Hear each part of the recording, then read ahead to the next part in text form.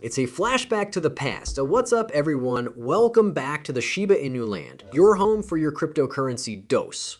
It is Wednesday, Valentine's Day, folks. Hopefully everyone's having an amazing day. I have a funny story for you before we get going. Hear me out. I might, of course, divorce late. I don't know if it's true rumors are floating around. I went over to Publix to go pick up a cake. I got for my girlfriend some chocolate-covered strawberries for Valentine's Day. Well, I got the goods. I came home, starts to be a red velvet cake.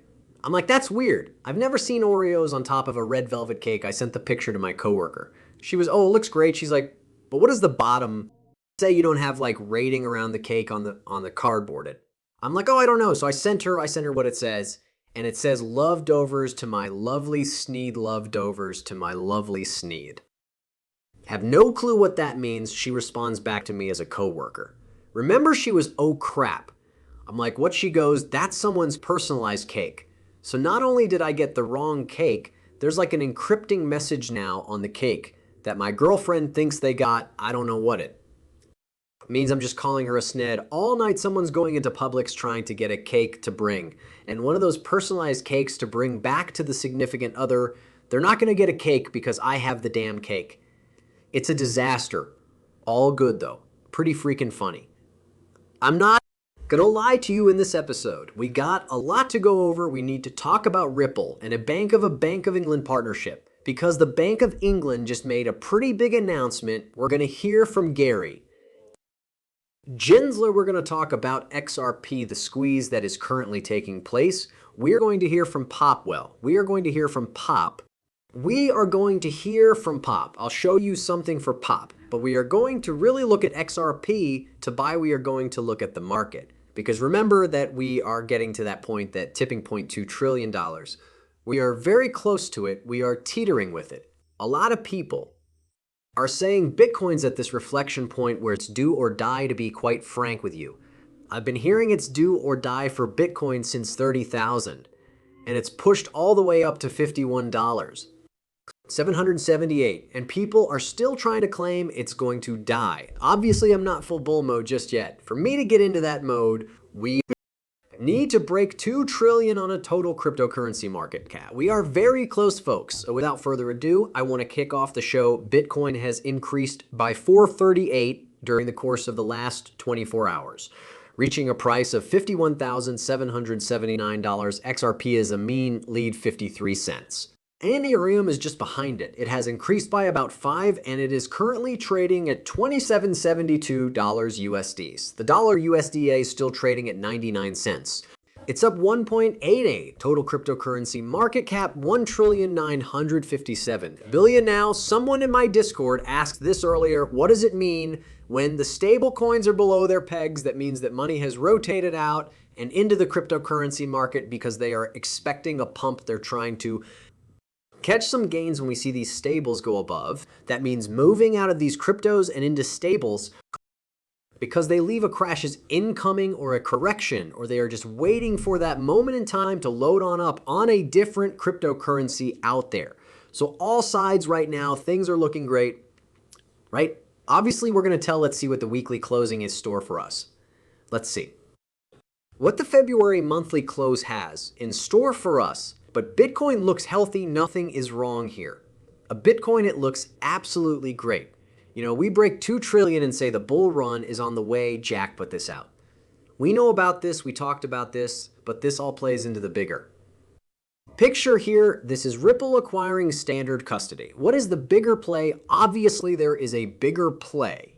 And I put a tweet out this earlier. Let me go to my profile, let me scroll on down here, and it's stated in here, right here, and I'll put this out. Never forget the people who sit on the board of directors at Standard Custody that Ripple is planning to acquire. Remember, their plan to acquire the deal hasn't gone through. You know, the regulators still need to sign off on it. This is Tim Keeney. He's responsible for custodying 25 of global institutional assets. He sits on Standard Custody, 25 of global institutional asset, folks. This could all be running through the XRP ledger, especially if we talk about cross-border currencies. Getting rid of these no-strip bolster accounts. There is no reason that you should be able to send an email cross-border in 3 seconds. But for some crazy reason, you can't send money. Well, here's Gary Gensler. He says Bitcoin is not that decentralized. He's talking about crypto regulations. Listen up. Make difference is part of the attraction since it's decentralized and one cannot have a central bank that is wasteful of resources. It is not really decentralized, and I know that you are arguing that it is because of exchange-traded funds, ETFs. But the true reason is that look at how finance tends to become more centralized. How many times do you have people on this show say that they want to invest in something because of the way the books and records are kept? I mean, Joe, really, it's just an accounting ledger that everyone has, and it's a clever thing that everyone has. So what do we have? We have a handful of 3 to 6 core so-called cryptocurrencies. I understand the asset itself. I know the way that you know the people cannot be counted twice. It is practically indestructible. This is the reason why people believe it has, and you trust it more than an Oracle database. Alternatively, you strive to make it different. For example, Gensler is obtaining a little heat there, but you know what's good for him? He's fighting back. But at the end of the day, he's not going to do anything about Bitcoin. If he was going to do something about Bitcoin, these exchange-traded funds would never have been approved. It's too late. The institutions are here, and we're going to see a theory be put forward. The pink in the graphic represents the fact that they are not going to take any additional action against XRP. I joined in as well. They are not going to take any action against Ethereum, as it appeared to be the case. As far as we are concerned, the genie is out of the bottle. It is the only cryptocurrency asset that is available in the United States, and it is subject to restrictions due to the fact that this is out. It is not going to return to the pop scene. BlackRock has sucked up 2.5% of all tradable. Bitcoin in just 5 weeks, which is insanity, isn't it? Could you imagine what happens when Galaxy Digital stops dumping Bitcoin on the markets? BlackRock has raised $5 billion in their spot Bitcoin ETF in less than 5 weeks. For context, this is the amount of Bitcoin that has moved in circulation over the time period. Of the last 6 months, Galaxy Digital, I can tell you right now that they are the only ones who have the potential to bring about a fall in the price of Bitcoin. They are selling so much and have so much to sell that they are able to determine where the price of Bitcoin is heading. They are entirely exiting the Bitcoin market and are transitioning into stable holdings. It was yesterday that I had a conversation with a very high-ranking individual who is very intelligent. He said something along the lines of, listen, they want to be a whole about it, they'll crash the entire market, and if they want to be reasonable, they want to see this market thriving and succeeding, they will slowly offload their bags. That is how simple it is to imagine having that much control over people.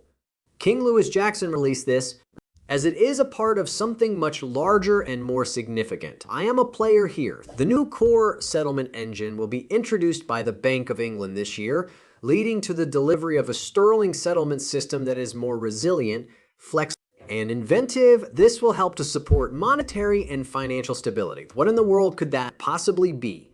Does anyone recall the Bank of England? A new core settlement engine, Ripple, explored a synchronization settlement of payments using the interledger protocol. Remember the picture? It used to show you all the time. Maybe I'll have to bring it back in tomorrow's morning's video of the LP running through the XRP ledger to get all the money in the world settled standard custody 25 of global institutional money. Out there, Ripple's